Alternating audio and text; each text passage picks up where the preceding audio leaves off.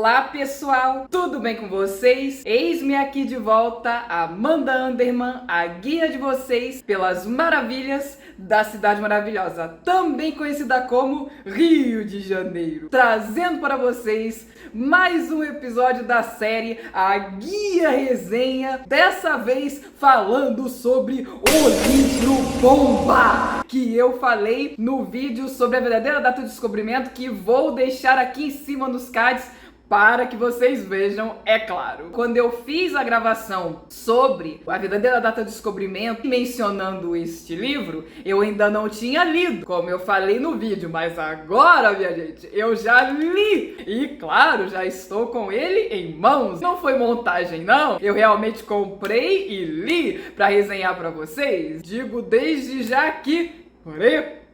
Tomara que estejam vendo o vídeo sentados, porque vão precisar. Mas antes de ir direto para o tema do vídeo, devo lembrá-los que estou oferecendo tours a pé, por enquanto, pela cidade do Rio de Janeiro, e todos eles estarão descritinhos no meu site, cujo link, por sua vez, estará na descrição desse vídeo, assim como no primeiro comentário fixado. Então é só vocês irem lá, clicarem, me mandarem mensagem de texto via WhatsApp, isso é muito importante, fazerem suas reservas e vamos passear, meu povo! Vamos conhecer pessoalmente, ao vivo e a cores, a cidade maravilhosa. Comigo, Amanda Anderman, a guia de vocês, é claro. Então agora, sem mais delongas, vamos direto para o tema do vídeo. Eu não sei vocês, mas normalmente quando eu leio um livro, qualquer um que seja, eu costumo pular a dedicatória, pular o prefácio. E vocês? Deixem nos comentários. Mas nesse livro aqui, minha gente, conselho, não pulem nada. Até porque o livro, ele já começa assim, pau!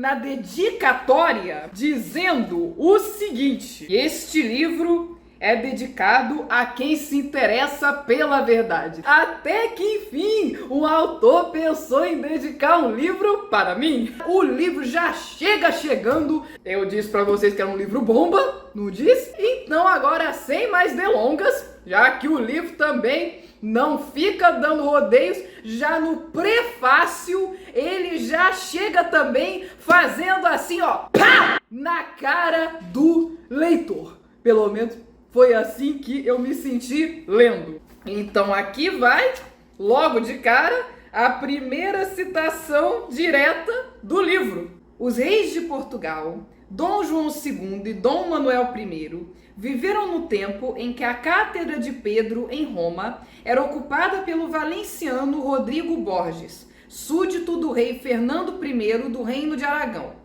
Seu nome papal, Alexandre VI, também conhecido pela alcunha de O Devasso, muito em função deste tempo histórico, os dois monarcas esconderam a existência da colônia meridional portuguesa, Ilha do Brasil. Como herdeiros das tradições do condado portucalense e das escaramuças de Dom Dinis I, que ao substituir a extinta Ordem dos Cavaleiros Templários em 1319, pela Ordem Militar de Nosso Senhor Jesus, enganou a Igreja Católica Apostólica Romana. A colônia descoberta em 1342 pelo português Sancho Brandão, como se comprova pela carta do rei Afonso IV ao Papa Clemente VI, recua a descoberta do Brasil em 158 anos. Este livro, fruto de pesquisas realizadas, tendo por base materiais, livros e documentos polêmicos, coletados e estudados por mais de 10 anos, não é o primeiro nem o último a desmentir a história brasileira.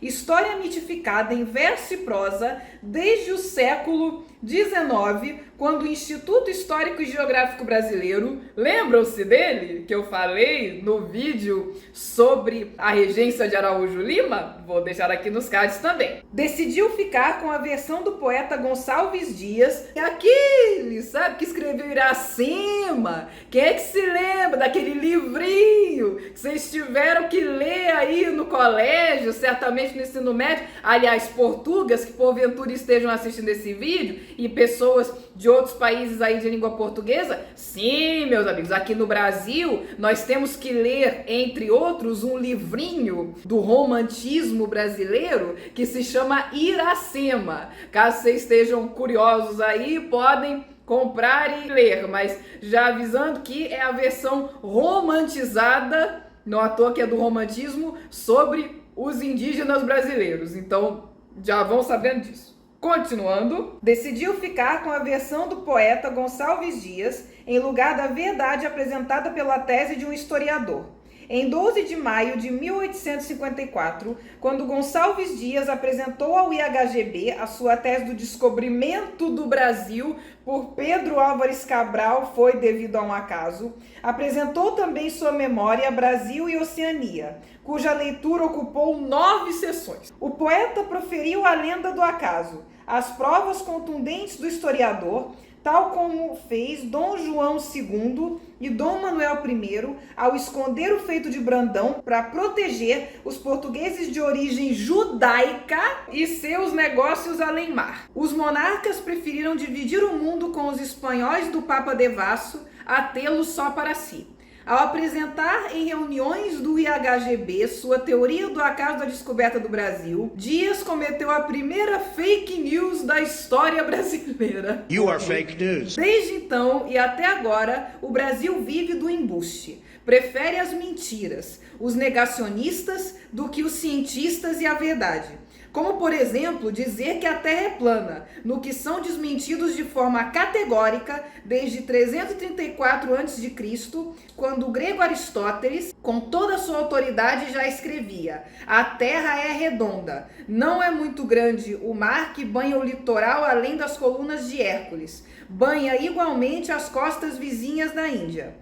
Não bastasse o grego, em 48 d.C., Lúcio Anoeus Sêneca, o filósofo de Cordone, também escreveu: então, depois de haver cuidadosamente observado, o espectador encara com desdém a extensão de seu antigo domínio, porquanto, desde as extremas margens da Espanha até as Índias, que espaço media? Apenas um espaço que em poucos dias vencer um navio a todo pano e impelido por vento de feição. Este livro, longe de querer impor a verdade dos documentos guardados e proibidos, ok? Tem o propósito de dialogar com aqueles que têm conhecimento, pois ignorantes não são chamados ao banquete do debate e tampouco têm direito à opinião. Depois dessa porrada na cara do leitor, ele ameniza falando dos primórdios de Portugal. Isso mesmo, contando a história de Portugal, desde quando era Lusitânia e parte do Império Romano. E duas coisas interessantes dessa parte do livro, então tá longe de ser mera encheção de linguiça ou simples amenização da porrada inicial. Ele, primeiro, cita os nomes das principais cidades de Portugal que existem até hoje. Por exemplo, portugueses, inclusive, que estejam me vendo. Vocês sabiam que o nome original de Lisboa era Olísipo? Ou então, sabiam que Bracara Augusta era o nome original da cidade de Braga? E também, outra coisa eu achei interessantíssima desse livro é que ele, pelo menos para mim, nessa parte dos primórdios de Portugal, preencheu várias lacunas históricas, porque quando eu estava estudando história no tempo do colégio, as aulas de história do Brasil já começaram falando do Condado Portucalense, que é bem depois, assim como que existiam vários reinos que depois viriam a ser a Espanha: Castela, Leão, Navarra e Aragão. Então já começava daí, pulava toda essa parte da Roma Antiga, de como passou a ser o Condado Portucalense. Digam nos comentários como era no tempo de vocês, em que momento começava a história do Brasil. Além disso, quando eu digo que não é pra pular nada desse livro, até mesmo nas notas de rodapé tem coisas interessantíssimas importantíssimas. Parágrafos inteiros nas notas de rodapé. Por exemplo, para vocês verem, ó, nota de rodapé, que eu vou citar agora. Pirita ou pirita de ferro é um disulfeto de ferro, FeS2. Tem os cristais isométricos, que aparecem geralmente como cubos, mas também frequentemente como octaedros ou piritoedros, dodecaedros com faces pentagonais. Tem uma fratura ligeiramente desigual e conchoidal, uma dureza de 6,5 na escala de Mohs e uma densidade de 4,95 a 5,10. Você compra um livro de história e ganha uma aula de química de brinde. Meu amigo Ulisses Yaroshinsky, adorei. Professores de química, tá aí, para o deleite de vocês também. Mas Amanda, afinal, se o Brasil não foi descoberto em 1500, como foi a verdadeira história do descobrimento do Brasil? Me explica! O Brasil foi descoberto por Sancho Brandão em 1342 e estava longe, mas muito longe de ser um acaso, porque os reis templários portugueses, já em 1300, sabiam que existiam terras do outro lado do Atlântico. Eles só precisavam comprovar na prática, porque a teoria científica da época já mais do que comprovava. Aí mandaram Sancho Brandão exatamente para isso. E Sancho Brandão sabia de navegação, ele não era marinheiro de primeira viagem. Então, ao chegar próximo do Cabo das Tormentas, que ele chegou lá mais de um século antes de Vasco da Gama também, vascaínos, desculpem, até nisso Vasco da Gama foi o segundo e não o primeiro. Depois vocês se perguntam por que ao nomear um time com base nele, dá sempre segundo. Podia ser o time Dom Manuel, podia ser o time Infante Dom Henrique, olha só que lindo, Infante Dom Henrique, a torcida lá gritando sou Infante, ou alguma coisa assim, mas não, tinham que dar o nome de quem? Do segundo, até em descobrir o caminho das Índias. Em razão das grandes tempestades, ele foi levado adiante e ultrapassou o cabo extremo da África. Mas conhecendo de navegação, seguiu em frente e chegou às costas do Brasil, percorrendo toda a costa, desde o Pará até o Rio da Prata. Ou seja, ele mais do que descobriu o Brasil. Já estava descoberto em 1342. Quando entra Duarte Pacheco Pereira na história? Em 1498. Mas por que tanto tempo depois? Porque os espanhóis, lá com o Papa Borgia, resolveram fazer o Tratado de Tordesilhas e dividir o mundo entre Portugal e Espanha. E até este momento, a descoberta de Portugal, como o próprio livro já falou no prefácio que eu citei, estava sendo escondida para proteger os portugueses de origem judaica e os seus negócios no Brasil. O Brasil foi descoberto com mais ou menos uma intenção parecida com a intenção de fundar a França Antártica. Lembram-se que eu falei, inclusive no vídeo, sobre a fundação do Rio, que era a intenção de mandar os franceses que estavam sendo perseguidos, os calvinistas e os huguenotes, para uma outra colônia. Portugal teve essa mesma intenção já em 1342, mas em relação aos portugueses de origem judaica. O Brasil foi descoberto por judeus. Sancho Brandão, Duarte Pacheco Pereira e também Pedro Álvares Cabral têm isso em comum. Eles eram portugueses de origem judaica e para judeus. Não restringiram de modo que só judeus pudessem entrar. Ainda bem. Duarte Pacheco Pereira, então, veio para cá para justamente fazer o reconhecimento, ou melhor, o reconhecimento do território que, com o Tratado de Tordesilhas, passou a ser posse de Portugal. Tá bom. A gente ficou com essa parte aqui. Então manda o Duarte Pacheco Pereira lá para explorar melhor e agora às vistas de todos, com todo mundo sabendo que essa parte aqui é nossa. E Duarte Pacheco Pereira, então, citou vários mapas que ficaram perdidos e ainda escreveu o livro Esmeraldo Cito Orbis, detalhando coisas sobre as novas terras descobertas. Só que, pessoal, mesmo todo mundo sabendo qual parte que era da Espanha e qual parte que era de Portugal, mesmo assim, o rei Dom Manuel I considerava essa descoberta tão valiosa e as informações que Duarte Pacheco Pereira levantou tão comprometedoras diplomaticamente se fossem divulgadas, que o livro Esmeraldo Cito Orbis ficou censurado por mais de 400 anos. Fica na encolha!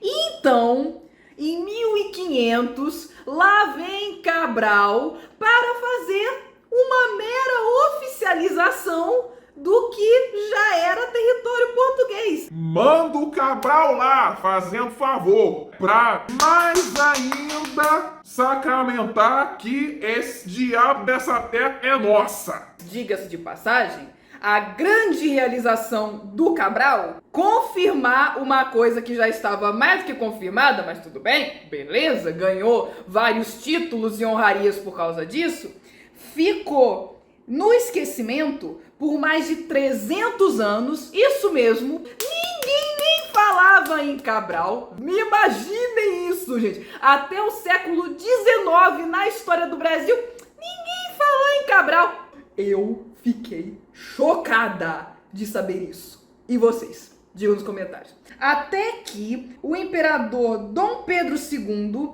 o reabilitou na história.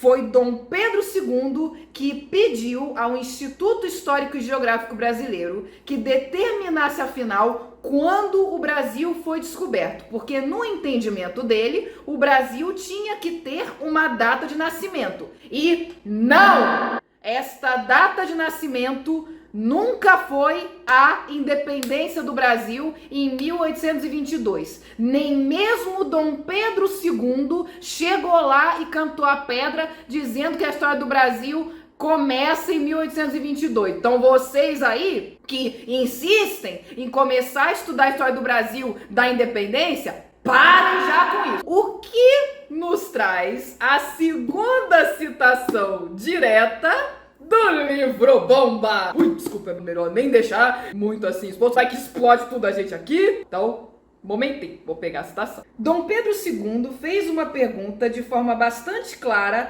aos membros do Instituto Histórico e Geográfico Brasileiro na sessão de 15 de dezembro de 1849. O descobrimento do Brasil foi mesmo realizado por Pedro Álvares Cabral?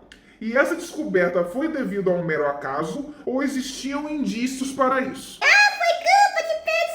Não, ele só perguntou. Após um ano de pesquisas, nas sessões de 6 e 20 de setembro de 1850, o membro daquele instituto, Joaquim Norberto de Souza e Silva, proferiu palestra assistida pelo imperador, na qual concluiu a favor da intencionalidade do descobrimento. As opiniões de Norberto foram contestadas pelo poeta Gonçalves Dias, tinha mais o que fazer, não? E posteriormente geraram a polêmica que persiste até hoje. A divergência apontada pelo poeta Gonçalves Dias falava que antes da descoberta de Cristóvão Colombo, nenhum europeu tinha chegado a esta parte do mundo, desconsiderando todas as evidências já relatadas ao longo daqueles séculos. O poeta afirmou, sem apresentar provas, afirma assim, sem nem apresentar provas, para vocês verem que não é de hoje esse tipo de coisa, que a frota de Cabral tinha vindo parar aqui por mero acaso, ao ser desviado por tormentas ao longo da costa da África. Uma mentira! A tese do poeta, infelizmente, a partir daquele dia, ganhou o apoio de outras personagens eminentes do Império e acabou persistindo. O Brasil oficial preferiu a versão do poeta em detrimento daquela do historiador. Por falar em data de nascimento, o Brasil também tem, segundo a tese do descobrimento em 1500 por acaso, uma certidão de nascimento, não é isso? Que foi a Carta de Pero Vaz de Caminha. Pois se o grande feito de Cabral ficou esquecido por mais de 300 anos, vocês imaginam então a carta que comprovava o grande feito de Cabral. Até sobre isso, esse livro faz uma observação. A certidão de nascimento do Brasil, escrita por Pero Vaz de Caminha, ficou perdida até fevereiro de 1773, quando foi encontrada pelo guarda-mor da Torre do Tombo, em Lisboa, José Seabra da Silva. Até isso ficou escondido aí por uns 200 e pouquinhos anos. Com isto, encerra-se este vídeo muito polêmico sobre o livro O Brasil de 1342, de Ulisses Yaroshinsky. Espero que vocês tenham gostado do vídeo e, se gostarem do vídeo, deixem seu like, se inscrevam no canal e, mais importante de tudo, compartilhem esse vídeo para que o maior número de pessoas possível e imaginável saiba das maravilhas da Cidade Maravilhosa. E, como de costume nesse canal, vejo vocês no próximo vídeo. Tchau!